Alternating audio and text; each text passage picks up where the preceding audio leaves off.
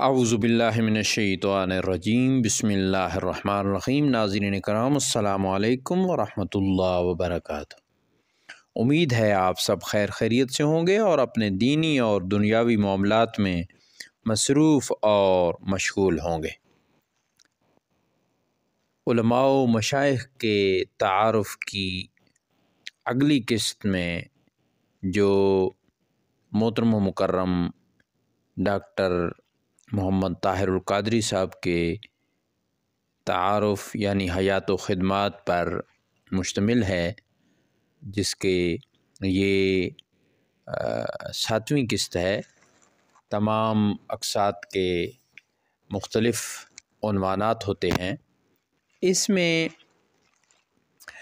جس طرح ہم نے پہلے بھی آپ کی خدمت میں عرض کی ہے کہ یہ کتاب جو ہے برطانیہ میں علماء اہل سنت اور مشائخ، یہ محترم و مکرم جناب خالد اطہر صاحب جو ابھی حیات ہیں ماشاءاللہ، انہوں نے یہ ترتیب دی تھی، تو ہم اسی سے ہماری کوشش ہوتی ہے کہ بالکل من و عن جو انہوں نے لکھا ہے وہ آپ کی خدمت میں پیش کیا جائے۔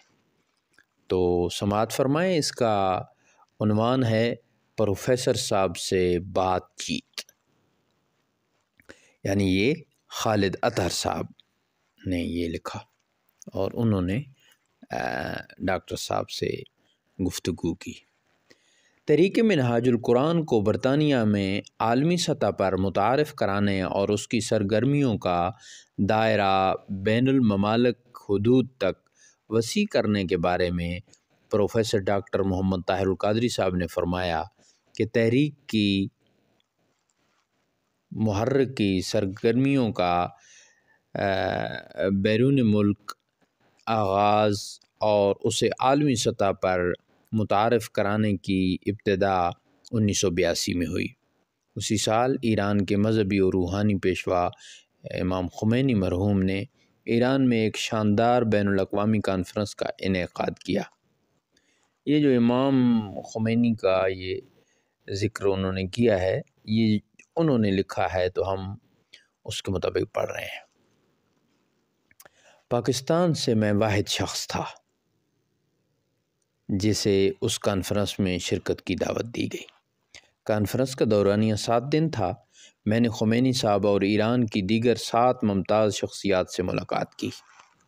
مجھے ڈاکٹر صاحب گویا یہ گفتگو کر رہے ہیں، مختلف جگہوں پر شاندار اجتماعات میں خطاب کرنے کا موقع ملا۔ ایران کے ممتاز صحافیوں نے میرے انٹرویو لیے۔ ٹی وی اور ریڈیو ایران نے میرے افکار و خیالات کو نہایت ہی عمدہ طریقے سے نشر کیا۔ یہ تحریک منہاج القرآن کی بیرونی سرگرمیوں کا نقطۂ آغاز تھا۔ اس سے 2 سال قبل تحریک پاکستان میں اس سے 2 سال قبل تحریک پاکستان میں شروع ہو چکی تھی۔ پروفیسر صاحب نے مزید فرمایا کہ یورپ میں تحریک سب سے پہلے 1984 میں متعارف ہوئی۔ اوسلو یعنی ناروے میں ایک کانفرنس منعقد ہوئی جس میں اسلام اور عیسائیت کے موضوع پر میں نے انگریزی میں خطاب کیا، پھر سیرت مصطفیٰ صلی اللہ علیہ وآلہ وسلم کے حوالے سے بھی ایک خطاب کیا۔ اوسلو میں 3-4 روز کا قیام تھا۔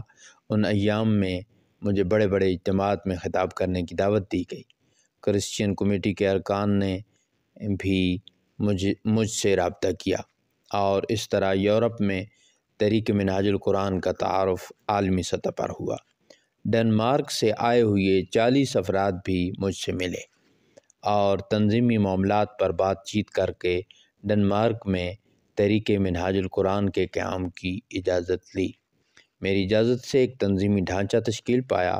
اسی طرح ڈنمارک میں تحریک کا آغاز ہوا۔ یہ کسی بیرونی ملک میں تحریک منہاج القرآن کی برانچ کے باقاعدہ قیام کی ابتدا تھی۔ برطانیہ میں تحریک منہاج القرآن کے آغاز کے بارے میں سوال کا جواب دیتے ہوئے پروفیسر ڈاکٹر طاہر القادری صاحب نے فرمایا، برطانیہ میں میرا ذاتی تعارف کسی تحریک کی دور سے نہیں ہوا تھا۔ 1984 میں وہاں حجاز کانفرنس منعقد ہو رہی تھی۔ اس کے ایک وقی رکن غلام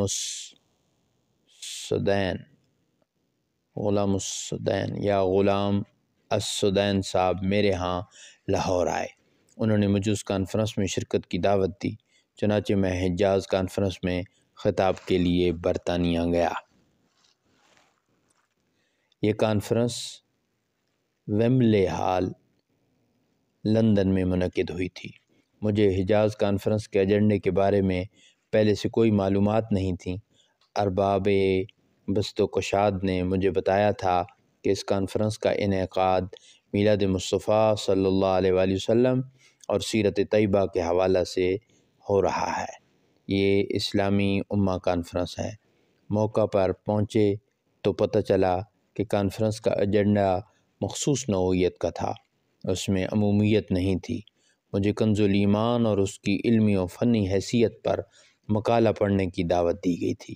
یہ اعلیٰ حضرت امام الشاہ امام احمد رضا خان بریلی شریف محدث بریلی شریف کے ترجمہ قرآن کنز الایمان کی علمی و فنی حیثیت پر ایک علمی موضوع تھا۔ یہ میرا من پسند موضوع تھا، چنانچہ میں نے اسی پر خطاب کیا۔ اس طرح برطانیہ میں جو کسی کے تعارف کا بہت بڑا پلیٹ فارم ہے، میرا پہلی بار تعارف ہوا۔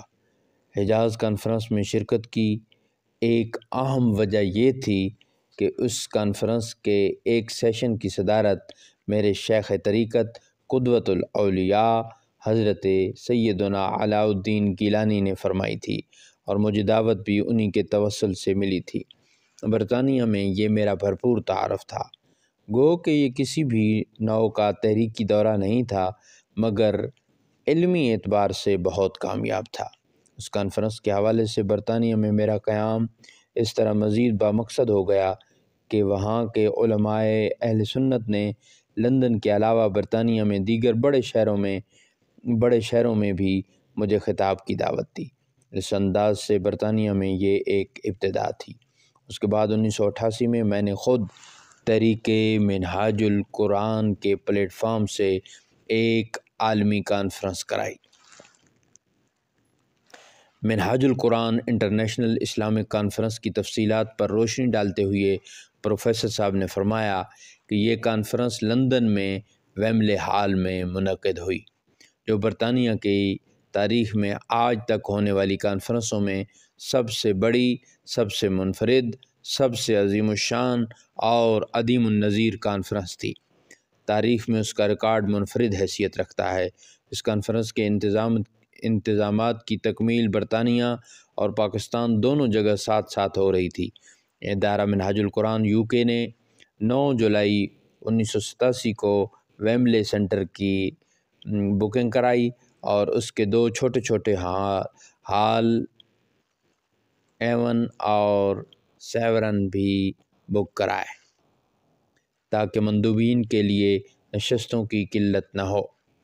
ہال کی بکنگ کے بعد فنڈ ریزنگ کمیٹی کی تشکیل ہوئی، جس کے سربراہ تحریک منہاج القرآن برطانیہ کے صدر محترم قاضی سعید اختر صاحب تھے۔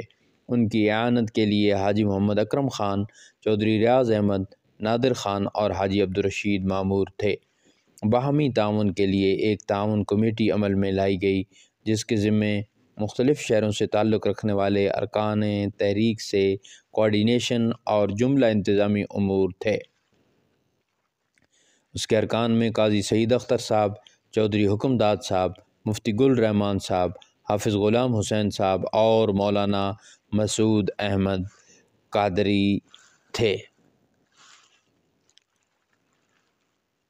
پھر دنیا بھر سے آنے والے مشائخ اعظام، علماء کرام، امراء، سفراء، اساطین اور عامۃ الناس کے استقبال کے لیے ایک استقبالیہ کمیٹی تشکیل دی گئی، جس کے صدر مفتی گل رحمان صاحب تھے اور اس کے ارکان کی تعداد 16 تھی۔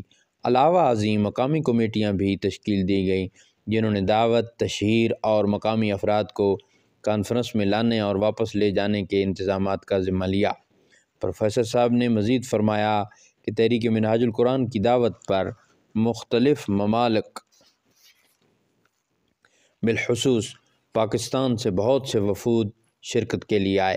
ادارے نے ان کے قیام و طعام کا شایان شان انتظام کیا۔ کانفرنس کو بھرپور کوریج دلانے کے لیے برطانوی پریس سے مؤثر رابطہ کیا گیا۔ BBC، ریڈیو اور ٹیلی ویژن پر کانفرنس کو شایان شان کوریج دلائی گئی۔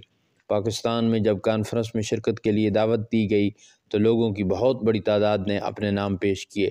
300 افراد پر مبنی ایک وفد تشکیل دیا گیا جو 16 جون 1988 کو لندن پہنچا۔ کانفرنس میں پاکستان کے 15 روحانی آستانوں کے سجادہ نشین حضرات نے شرکت کی، جن میں سیال شریف، بھیرا شریف، جلال پور شریف، کلیاں والا شریف، پاک پتن شریف، علی پور شریف، مانکی شریف، پھالیہ، چورے شریف اور ملتان شریف سے تعلق رکھنے والے سجادہ نشین حضرات شامل تھے۔ ان کے علاوہ فیصل آباد، پشاور، لاہور، کراچی، اسلام آباد اور بصیر پور سے جید علماء کرام اور متعدد دانشور حضرات کانفرنس میں شریک ہوئے۔ ادارہ کی عمومی دعوت پر دیگر ممالک بشمول ڈنمارک، ناروے، انگلینڈ، متحدہ عرب امارات، کویت، قطر، کینیڈا اور امریکہ کے مندوبین نے شرکت کی۔ خصوصی دعوت پر عالم اسلام کی مقتدر شخصیات بالخصوص حضرت السید الشیخ یوسف ہاشم الرفاعی، وزیر مذہبی امور سلطنت کویت اور ساؤتھ افریقہ سے رئیس مناظرین اسلام حضرت شیخ احمد دیدات نے شرکت کی۔ علاوہ ازیں شام، ملیشیا، مصر، فرانس اور عمان کے مشائخ سینکڑوں کی تعداد میں علماء اسلام اس کانفرنس میں شریک ہوئے۔ کانفرنس کا آغاز 19 جون 1988 کو صبح 10 بجے ہوا۔ کانفرنس کے معروف موضوعات میں سے کچھ موضوعات یہ تھے: امت مسلمہ کا عالمگیر اتحاد، مسلمانوں میں روحانی اقدار کا احیاء، اسلامی دعوت و تبلیغ کی تنظیم نو، اسلامی نظام تعلیم کی بحالی اور عقیدہ ختم نبوت صلی اللہ علیہ وآلہ وسلم، دین اسلام کے عملی استحکام کی بنیاد۔ یہ جناب علی موضوعات، تو ادھر ہی یہ قسط ختم ہو رہی ہے۔ ہمارے چینل کو ضرور سبسکرائب فرمائیں۔